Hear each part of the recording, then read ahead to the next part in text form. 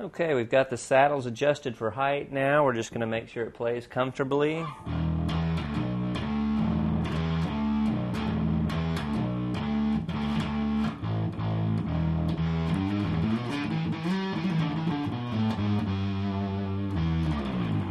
now we're going to check the intonation.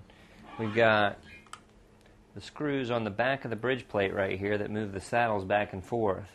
And what we're trying to accomplish is that the open note and the note at the 12th fret are exactly the same. Most people would use a strobe tuner or any kind of electronic tuner that's pretty accurate to work. We've got a stick-on contact tuner right here, and we're going to check the tuning.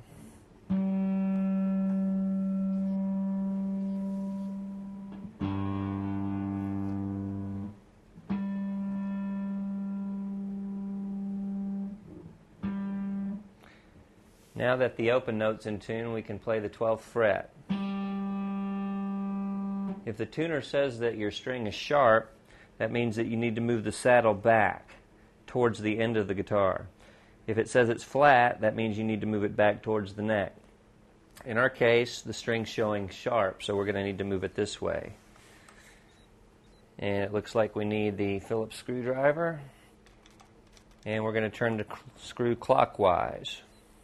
Just a few turns and see where we're at.